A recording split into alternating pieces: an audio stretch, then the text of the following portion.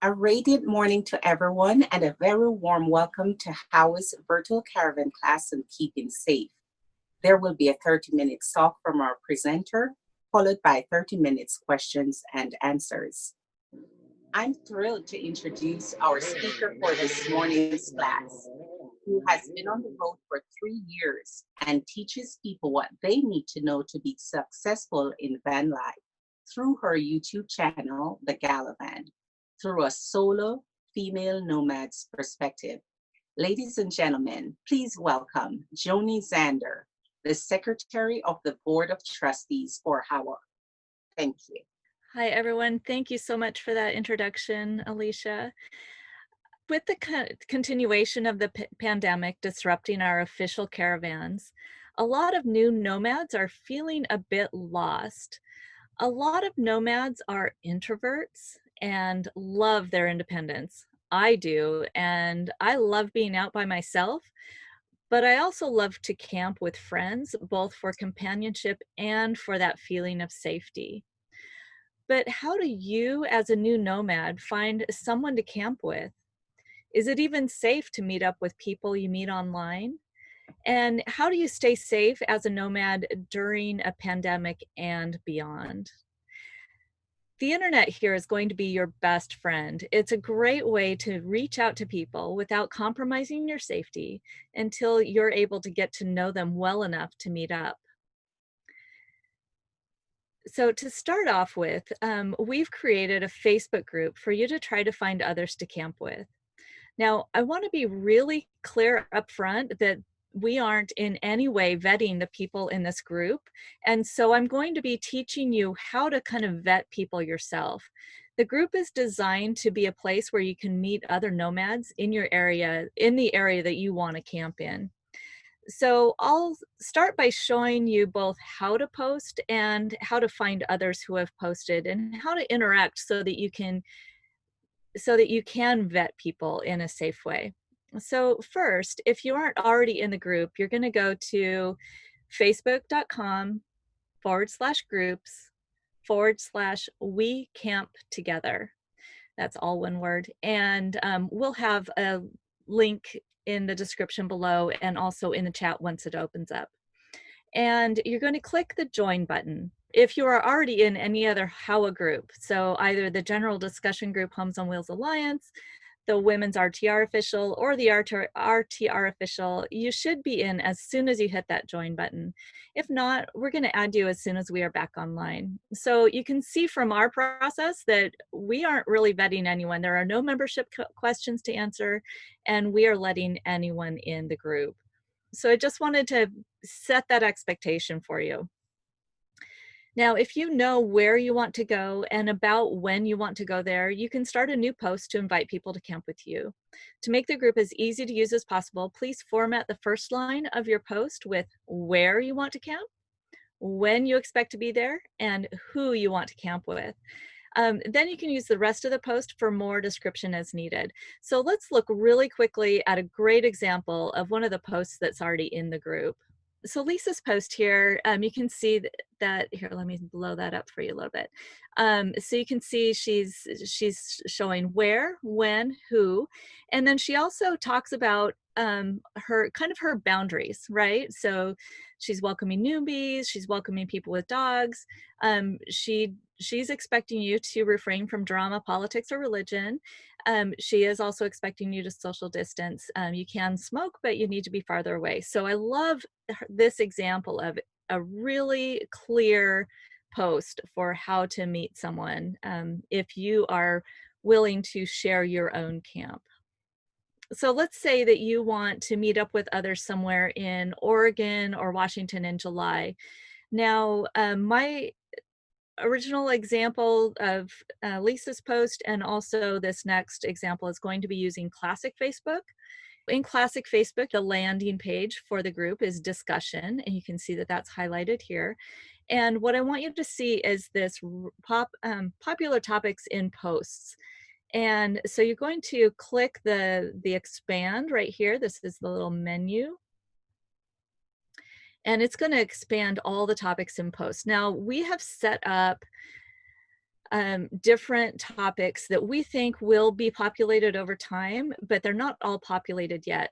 And the way we've done it is we've put either a state or a portion of a state for the areas where more nomads are during the summer, and larger regions for areas where there are fewer nomads. So you can see there's Northeast US.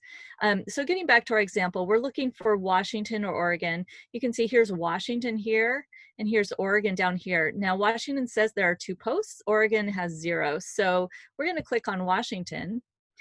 And our very first post actually says she would like to spend some time in Western Washington and Southern Oregon. Now, this should be tagged both Washington and Oregon, except Facebook only allows us to use 1 tag per post. So, so what you would do to see if you feel comfortable meeting up with Elizabeth here is you would expand the comments and you would start to read through the comments. And if the comments feel good to you, then like people you want to camp with, and I'm really asking you to use your intuition here really strongly. If this feels good to you, what everyone's written here, then what you're going to want to do is you're going to want to join the conversation here in this Facebook group. Now, before we move on, I want to show you really quickly just what that looks like in new Facebook, because they're so different. So you're going to, so many notifications. So here's the landing page for the group in new Facebook, and you can see that the popular topics in posts are just right here at the top. So you're going to just show more, and you're going to see, you can see that Oregon has a 0 behind it and Washington has a 2 in parentheses. So that's how that works. And we'll go over that in a little more detail next week. You know, there is a way to safely meet up with someone in person who you've met online. That's actually how I've met everyone in the Nomad community. It all started online with the people that I met. And of course, that was way before the new Camp Together group. But I basically went through these same procedures. So safety starts with the way you choose to meet people. So you're going to start in a public Facebook group. And what I mean by public Facebook group is that you're going to stay in the discussion of the Facebook group. Don't be in too much of a hurry to take your conversation private. So you want to keep all of your early conversations in the actual group where you're meeting people, so that others can see your conversation until you feel really comfortable with the person and you're ready to share meetup locations. So work on vetting people first in this public forum. Talk about the things that are important to you. If you have deal breakers like cigarette smoking, be upfront about those. Lots of differences are easily tolerated by distance between rigs, but some aren't, like loud music, cigarettes, alcohol and drugs, wearing a mask, pets, generators, that sort of thing. Some people are uncomfortable with 4-letter words, and some throw F-bombs around like confetti. So don't be shy about your preferences for things that you won't tolerate before you decide to camp with someone else. The clearer you can be upfront, the better experience everyone is going to have, and the safer you're going to be. Avoid making long-term camping commitments before you've actually camped with someone. So you never know when a hidden intolerance of yours will pop up. So here's how that incremental approach can look. So first, you're going to talk online, and you're going to keep that in the main Facebook section. You're going to, in one thread, you're going to just keep a discussion going. And then you're going to possibly exchange surveys. And what I mean by surveys is you're going to put together a checklist of things that are important to you and survey your potential campmate before you meet up.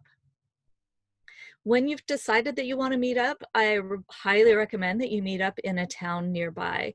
So like a parking lot like Walmart or Lowe's, or a public park, before you share your exact camping location. Then fourth, you're going to assess each other. So know that this isn't a one-way situation. You're going to both be assessing each other. And do you think you can camp together? If so, try camping together for a night. Now, don't make any long-term commitment to camp together right at first. Be really clear that you're both sizing each other up. This is an introductory period. Don't be afraid to be really clear about that. It's much easier to extend the time you stay together than it is to walk back an invitation that you've already given. So after that first night, the next morning, if everything went great, you can invite them to stay another night. If it didn't, just let them know that either you're moving on or they need to move on. It's better to camp alone than to camp with someone you don't enjoy or that you don't feel safe with. So let's talk about staying safe in your camp. Now I'm gonna flip over here to camping alone first. So if you're camping on your own, and I'm not gonna go over um, a lot of the recommendations that you see. Mine are have confidence. Just be confident, be aware of your surroundings, make sure that you know what's going on around you. Kind of monitor the comings and goings of people near you. Lock your doors when it's appropriate, especially when you're sleeping. Know where you are and where you're going. So I use Google Maps. Some people use paper maps. Whatever you use, know how to use it and know where you are. And be aware that if you'll be in an area with no cell signal, you'll need to download maps before you go. Also, know your rig, know how to back it up, how to set it up, how to pack it up. Now, especially for women, the best way to avoid unwanted attention is to look like you know what you're doing. And always be ready to leave. So always know where your key is at all times. Like my key is always in my right front pocket or right at the foot of my bed. Always. It is always in one of those two places. So when possible, park so that you can just pull out. So back into spaces if you can. Create visual privacy with curtains or Reflectix. And if you can, let someone know where you are. So again, I use Google Maps and I use location sharing with a number of friends and family. Some of the people I share with are fellow nomads I like to camp with, and this way we can see where our friends are to bump into each other down the road and see if we're going to be close. Now, when camping with others, set up expectations and agreements with each other before you meet up. This allows everyone to determine if they really want to camp together and minimizes future disagreements and issues. So I'm going to start with COVID-related agreements because we're in just a really weird period of history that no one kind of has an experience with, right? So here's some suggested agreements. Now you're gonna make these agreements with the people you're camping with, and you're gonna figure out what works for you. So here's what mine would look like. We will park our rigs more than 10 yards from one another. We will wash our hands or use hand sanitizer regularly. We will avoid going in each other's rigs. We will agree not to come into physical contact with each other or sit closer than 10 feet apart. Now, a lot of people say 6 feet apart. I really believe that it needs to be 10 feet apart with masks. So we will wear masks if interacting closer than 10 feet apart and stand or sit so the breeze is blowing across us rather than toward anyone. Now, this is a general agreement or a general recommendation. I actually require that everyone I interact with wear a mask at all times, no matter how close we are, because people tend to move closer to each other as they're talking because distance feels weird. We won't share any items or pass any food. We'll check in with each other by 10 a.m. daily. That's a possibility. If anyone needs anything in town, one person will go for the group, wear a mask while out, physically distance while gone, and wash hands thoroughly as soon as they return to their rig. Everyone will keep a contact log for any contacts outside our group. No one invites a new camper without agreement from the entire group, and new campers must agree to quarantine for 14 days or show that they've been in quarantine through their own contact log. So those are some pretty strong COVID-related agreements. Now, non-COVID related agreement examples could be setting up a method of communication. So my friends and I use Facebook Messenger while we're camping together, and we message each other before we have physical contact. So an example of that would be, hey, does anyone want to go for a hike at 4? Or I'm going for a dog walk in 10 minutes, who wants to go? Set up work or do not disturb hours if anyone in your camp is a digital nomad. Agree on quiet hours and or generator hours. I actually don't camp with anyone who runs a generator, and that's an option for you if noise really bothers you.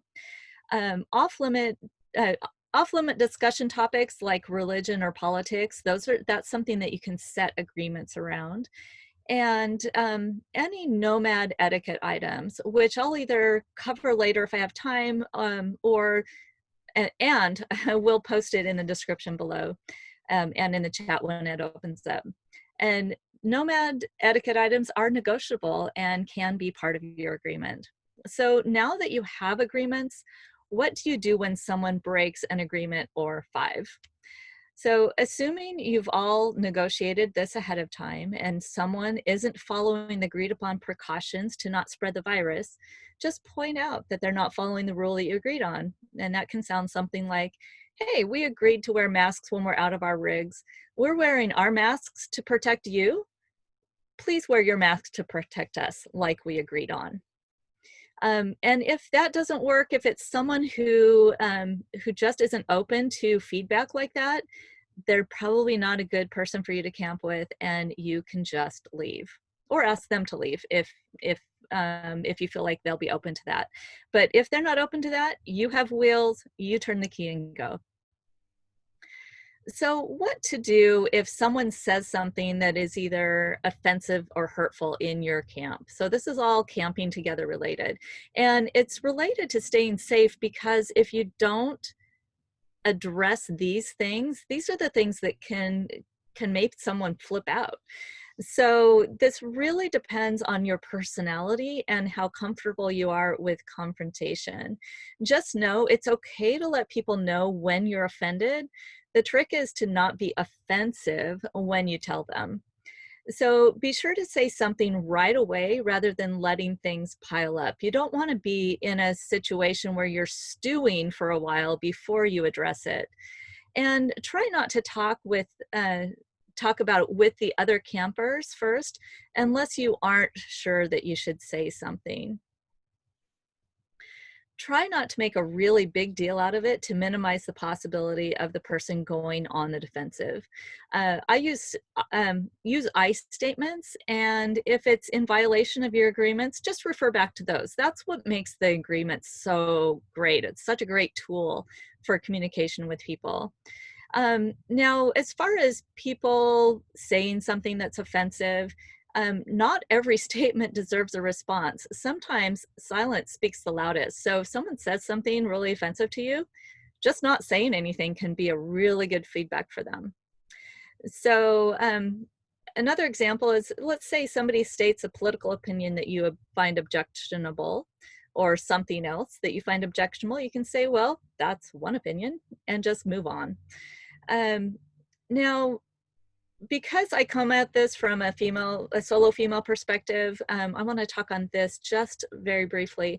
Women are often told what they should or should not be doing with their own rig, with a lot of unsolicited advice, usually from men. When that happens, there are a couple of suggestions that you can use. One would be, I got this. A little more flippant would be, are you really trying to tell me what to do with my own rig? I've actually used that. Or I've also used, I don't appreciate unsolicited advice, and just move on. Don't make it such a big deal. When you're having conflicts with people, assess the situation. If you feel uncomfortable for any reason, never hesitate to get in your rig and calmly drive away. Now, I want to reassure you that most people on the road are really fabulous people, and you're going to find your friends. However, we can't be naive about the potential dangers that that women face every day. So just remember that no is a complete sentence. You don't have to appease anyone. You can just leave. And you don't have to have a reason to leave. It can just be those spidey senses. So just listen to them. So it looks like I do have time to go over some nomad etiquette. And I think that's really helpful, especially as you're, especially if you're a new nomad. Nomads can be kind of weird. We're all just a little weird. And so these are things that you might not ever think of. And especially if you're new, this first one is actually really important. Don't park right next to another nomad. Now you might feel more safe parking next to someone, but they're going to be really annoyed with you. Respect physical distance. Walls are generally thin in rigs and noise travels really far.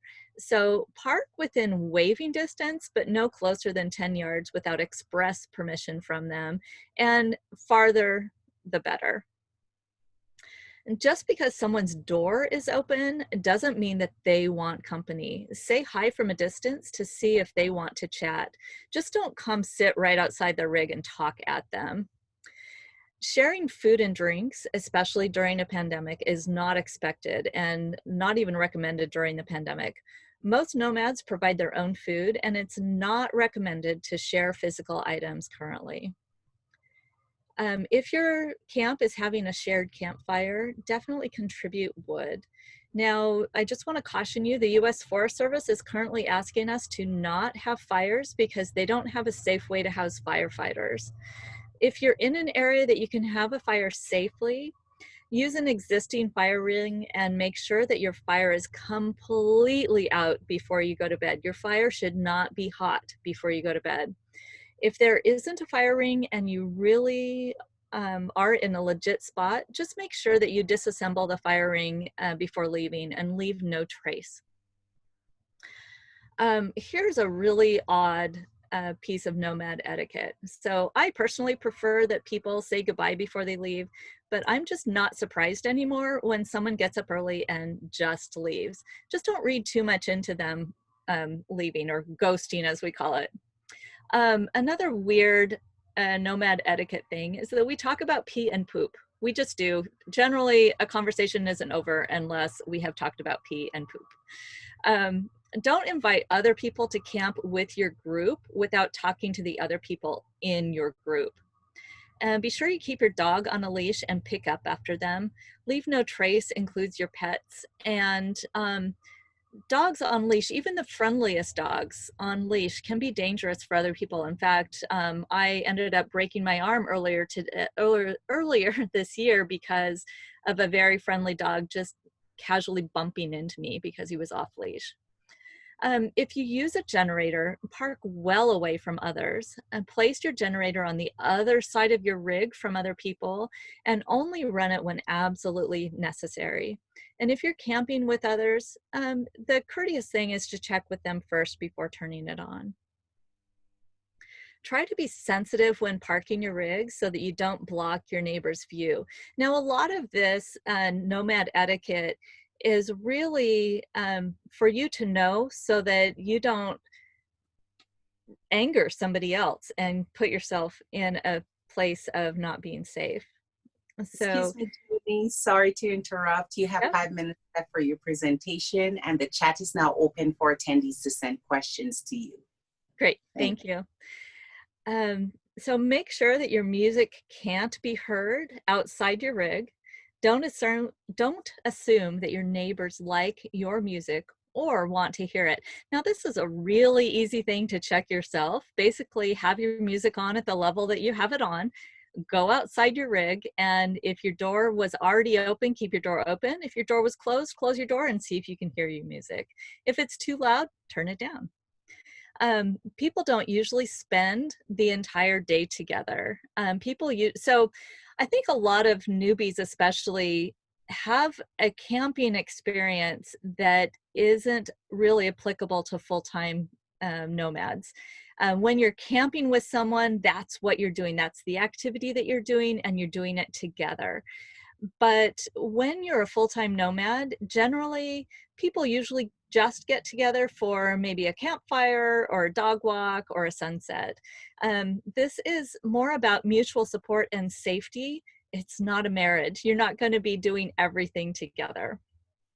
Maintain your autonomy while camping with others, and don't rely on them to entertain you. And remember that a lot of nomads are introverts and really like their alone time. The last thing an introvert wants is a stage 4 clinger who doesn't take a hint. And so here's some possible hints. Someone in front of you might want more space. So they might be avoiding eye contact. They might be turning away or turning sideways. They might be backing up as you're talking. They might have limited conversation response, maybe excessive nodding or uh-huhing. Their voice suddenly becomes higher pitched, or they start having nervous gestures like laughing or talking fast or talking with their hands. These show that they're really nervous. Now, a lot of us talk with our hands, but you can tell a difference between someone who's just talking with their hands and someone who's nervously talking with their hands. They might fold their arms. And again, that's, pretty common, pretty comfortable to have your arms folded when you're talking to someone, especially if you're standing. But if all of a sudden they're like really stiff and folding their arms, that's a good hint.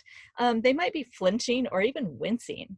So those are really good hints. So if you're someone who doesn't read body language very well, you might want to just review those and know that, that might be a tip that someone's getting a little aggravated with you and you don't want to continue. So I'm sure that you have other pieces of nomad etiquette that I haven't even thought of. We nomads can be an odd bunch. Etiquette in one circle doesn't always carry over to the next. So when you're new to a group, be sure you're observing and asking questions. I think I might be a little unique in the nomad world because I do float between a number of different circles on the regular, and I can guarantee you that each circle has there's some things that are universal and some things that are very different between groups. Like my escaper friends always message each other all the time, and my RTR friends generally don't. They'll generally walk over to somebody's rig to talk to them and call out before they approach. So I really hope that helps. I'm sure you have a lot of questions. This was coming at safety from a very different direction than you probably are used to, or maybe even expected. And so so hit me with those questions. Okay, Joni, we'll start your questions, reading them in the order that you sent them. Kathy says, I see a lot of videos with dogs running around loose. Sounds like something that could be in the agreement. I do know that dogs have gotten COVID, so a good reason right now to not have contact with someone else's pet or even let the pets have contact. Exactly. Yes. And that is a perfect thing for an agreement. I do have friends who camp together and have their dogs off leash. And that is not my preference, but I really, really like those people. So it's one of those things that you have to figure out. And depending on whether it's an existing group that you want to come into, or it's a group that you're starting that you're like, hey, these are my expectations. And that's where that clarity really comes in. Okay. And on the Hooper says, on the respectful distancing when parking, I love the waving distance as a guide. Sandy says, hi, Joni. I love your suggested campsites rules. Can we get a copy, or will they be linked in the show notes of the posted video? Yes, we'll include those in the show notes for sure. Jim says, very helpful info. Thank you for the webinar. And Warnick is asking, what is RTR? RTR is the Rubber Tramp Rendezvous. It is it's an event that was started by Bob Wells of Cheap RV Living, and Homes on Wheels Alliance took it over last year. I believe I'm saying that right. I think last year was our first year officially hosting it. And it's an educational program where we have other nomads present information, kind of like these classes, only all together. Wonderful. And Sophia said, this was well said. Thank you. Carmen says, thank you. And Lisa says, thank you, Joni. This was wildly useful info. I had a man on his phone hover in front of my open side door with his kids and dogs while staring at his phone. I asked, excuse me, may I please have a moment? Mm-hmm. Yeah, and right now it's a great excuse to be able to just say, I need you to back up. I mean, that is not, that is well within your rights right now with COVID, just to say, I need you to please back up. Thank you. Mm-hmm. Joanne says, do many people use a propane fire pit?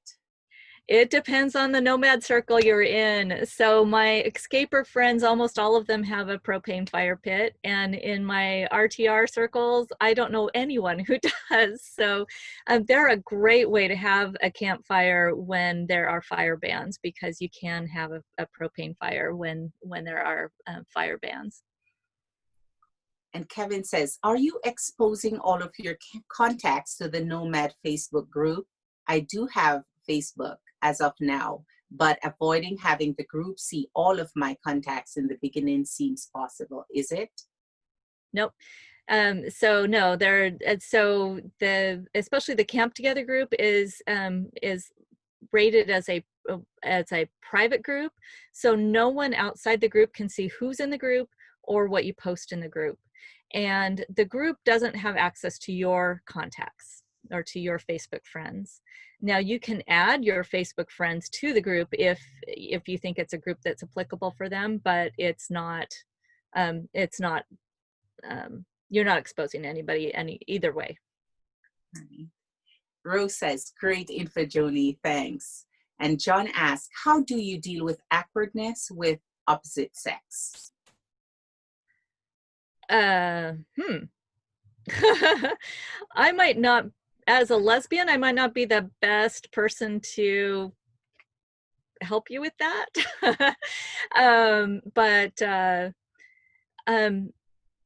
You know, I think maybe think about, like, would you say something to your mom or your sister if you have a sister? If you wouldn't say something to them, probably don't say it to another woman. And just know that women will ask for help if they need it. We're really good at asking for help if we need it. And so if we're not asking for help, then we're good.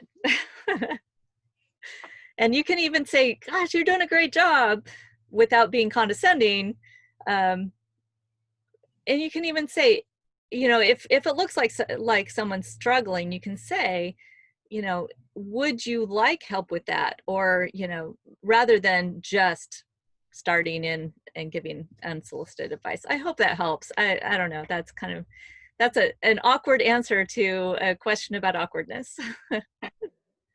Okay, and Linda says, did I understand you say Oregon and Washington are places many nomads go during summer?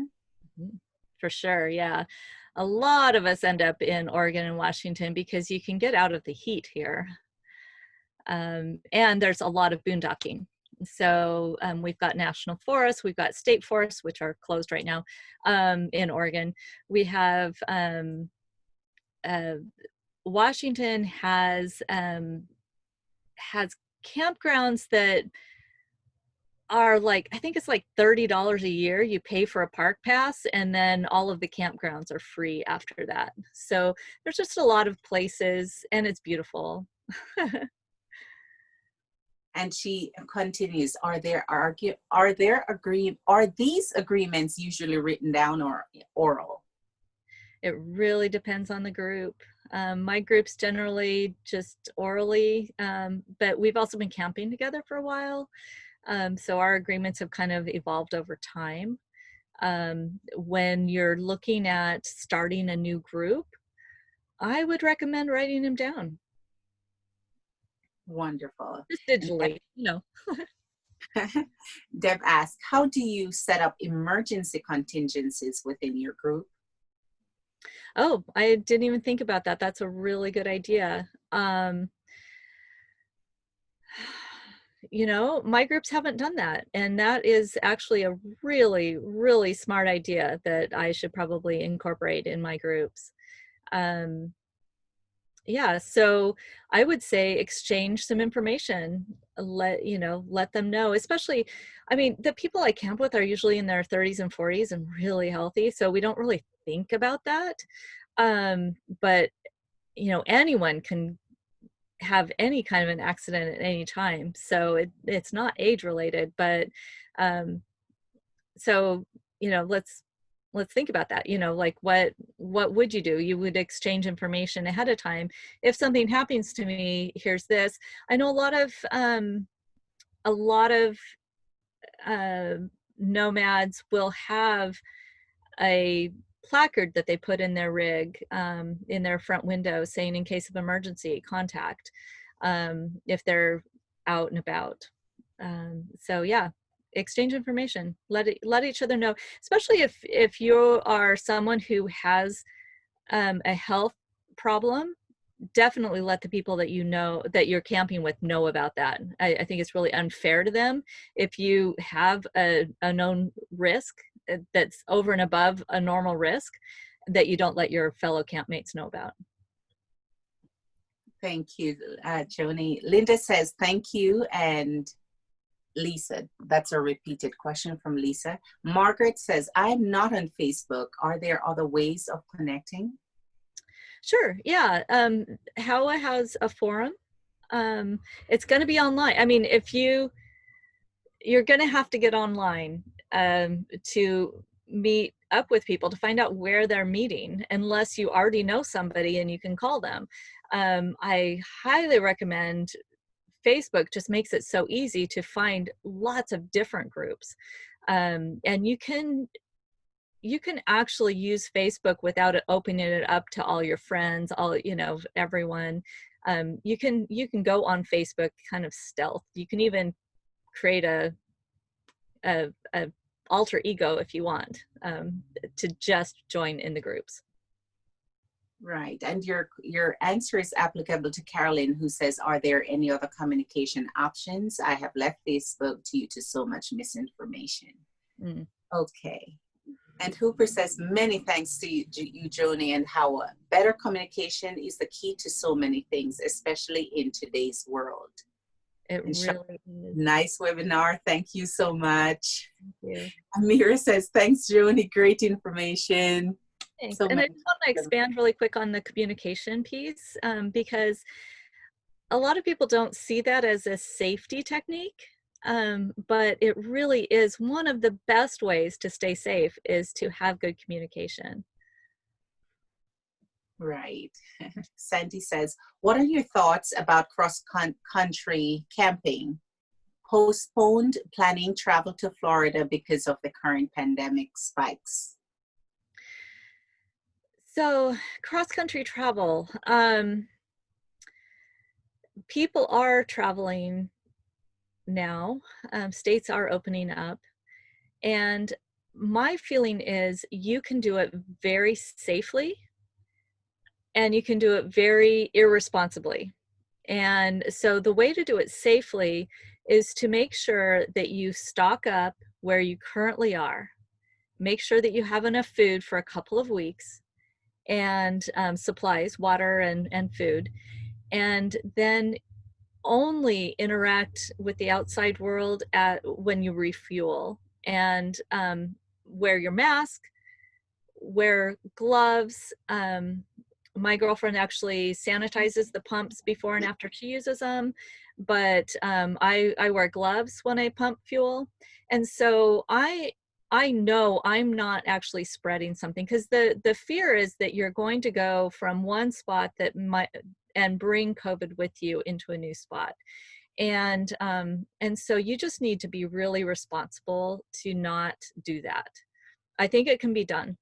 I actually, I've gotten really good at exercising in my van, so I'm kind of in my little happy little bubble, my safe little bubble. Or I'll go for walks when there isn't anyone around, and I definitely wear a mask. Every time I go out of my van, I'm actually wearing a mask. That's Wonderful. why they asked me to do this one. And Sophia says, I think if there's awkwardness between the opposite sex, I would drive away. It's uncomfortable to camp with someone that has an awkward situation with you. I agree. I totally agree. Yeah. If you don't feel comfortable with the opposite sex, don't camp with them. Right. Deb says, with the fire season, emergency contingencies are important. And Sophie says, right. Sophia, I don't feel completely safe sleeping with an awkward situation, regardless of gender. Right. Definitely listen to your intuition. If it feels really awkward, then that's not your people to camp with. Amira says, any tips on safely boondocking in beach communities in Southern California? I stealth boondock. That's a tricky one. I use iOverlander to try and figure out where I can stealth a lot of times. And a lot of the communities in Southern California have made it illegal to sleep in your vehicle. So you have to be really stealth to be able to do that. And you shouldn't be, I mean, really, you shouldn't be sleeping in your vehicle if a community says that it's illegal. So you need to kind of look up, and it's hard to find that information. I find that it's really difficult, but there are some places that you can stay on the beach. They're few and far between. I find it easier to be on the beach during the day and then go into the community at night. And I like to look for those, what I call folds in the community. So, you know, those places where residential meets commercial. So you're going to find those spots, like those streets where there's just a change in the neighborhood, and those tend to be really good places to stealth camp. Wonderful. And Jim says, is it possible to join an existing group? Do I simply ask? Yeah, you simply ask, and just remember that you're not asking a question if no is not an acceptable answer. So so just know that no, you might hear no, and you can even say, you know, hey, I'm interested in joining you guys. I understand that, you know, that might not be, you might not want that, and I'm okay with that, so that they feel so that you give them permission to say no. And Carolyn says, thank you. Kathy says, thank you for setting up this extra way to connect. You and Howard do so much for us all. Thank you. And Kathy says, do you ever organize job in camp? For instance, monitoring weather apps, fire apps, scheduling camp, fire monitoring, etc., etc.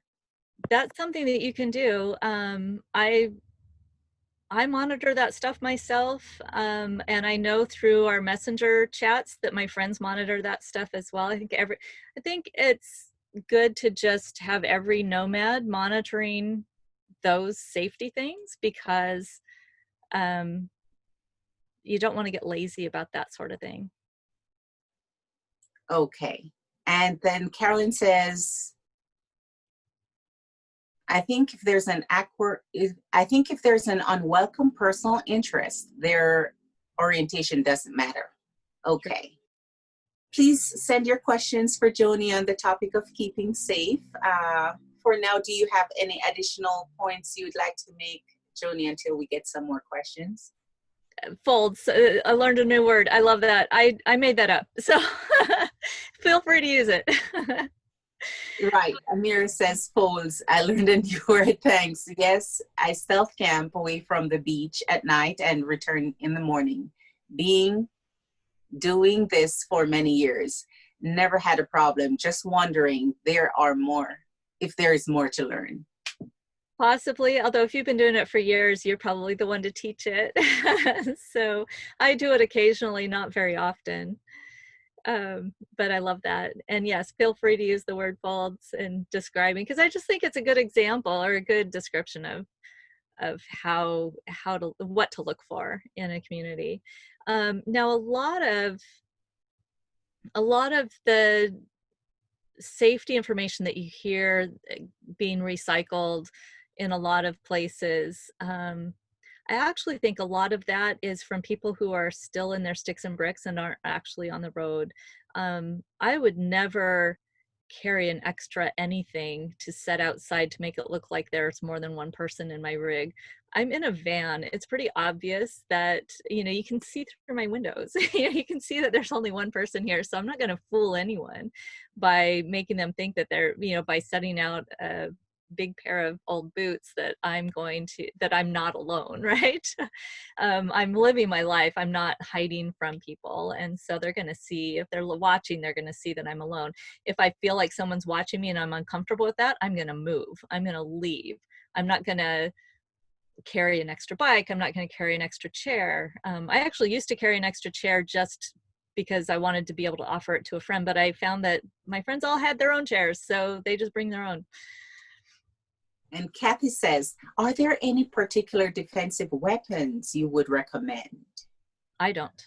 There are other people who recommend that. I have a fire extinguisher. It's heavy, it's big, it shoots kind of far. So it serves really good dual purpose in that, I hope to never use it for anything. But I have it because if I have a fire, I want to be able to put the fire out. And it can be used defensively, but I really would rather use my key. I seriously, it might sound like I'm joking, but I'm not. I would much rather use my key than harm someone else. So, and I might, you might be thinking that I'm putting myself at risk by saying that in a public forum, that I might become more of a target, but I stay really confident. I have really good intuition. I stay really aware. And those are the things that keep me safe. Exactly. Kevin says, do you see many tent campers within the caravan communities? What is your thought on tent campers? I haven't seen a lot. There are definitely tent campers in the caravan community. Certainly they're welcome. It's a harder way to caravan. And I think that's why people end up getting into a big enough vehicle as soon as they can. Right. Do you have any thoughts about keeping the gas tank topped off, or is that paranoid? Yes, no, that's not paranoid at all. Definitely. So my fuel system is a little persnickety. I have to have really great clean diesel in my van. And so I try to never let my fuel tank go below half. That's just my own thing because of my own vehicle. But also, I tend to travel in places where fuel is really few and far between. And so I try to, like, especially if I'm driving around Nevada, I fuel up when I can. And especially being diesel. So especially like here in Oregon, when I'm anywhere below even a quart of a tank, if I find number 2 diesel, because I can't do biodiesel in my van, so I will fuel up because it could be and I don't like to be on the interstate. If I were on the interstate, it would be no problem at all. But yeah, I like to keep my fuel tank as full as possible. I definitely don't like it. It makes me feel really vulnerable if I pull into camp with an almost empty fuel tank. Right. And Julie says, how about a shovel? What about a shovel? So if you are a campfire person, if you make campfires, you definitely have to have a shovel. Um, if you go to places that are maybe really sandy, it's really good to have a shovel so you can, if you have to dig yourself out. If you're talking about using a shovel to hit somebody with, my shovel is like in my garage. Um, it's a folding shovel. It's not going to be very effective. So I'm not sure in what regard you were asking about the shovel, but it's definitely a good piece of safety equipment that I do carry. Right.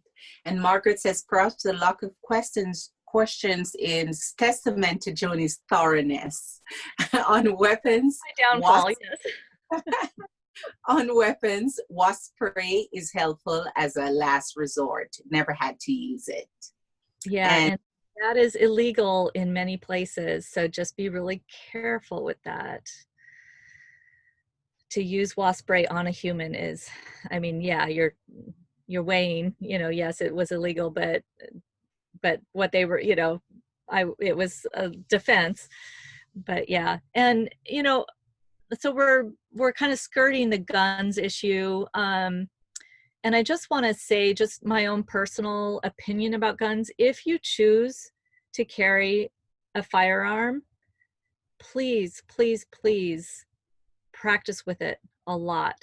Make sure, because the time that you're going to have to use it, you're going to be in fight or flight mode, and you want to be able to use it automatically. You don't want to have to think about it. So if you choose to carry a firearm, make sure you practice a lot. So that's my own rant on that. So you hear about rigs catching fire. It seems like I heard about 3 of them in this year already. Any thoughts beyond the fire extinguisher? Oh, that is really, that's so rig dependent. Like, and I don't know. I guess I don't. I really don't, other than a fire extinguisher, because like I don't have propane on board, so I don't have open flame in my van. And you know, just doing things like preventative, keeping cartons away from an open flame, that sort of thing. Always being smart about that. If you use a little buddy heater, that is kind of an open flame. And so you want to make sure that any flammables are away from your heater. But then there's weird things that happen in vehicles when you're driving. You know, a friend of mine had a newer ProMaster that caught fire, and it was just something that had come loose in her engine, you know. So, you know, checking things out, I'm not great about that, but that's definitely a good thing to do. And Phyllis is saying, make sure your electricals are in good order. Absolutely. And yes, carry a first aid kit. Now mine looks a lot different than most people's. I use essential oils for almost everything, and so my first aid kit is mostly essential oils. But and I'm allergic to the adhesive and Band-Aids, so so my first aid kit looks a lot different. But I also am prepared for addressing the things that I need to address on the road.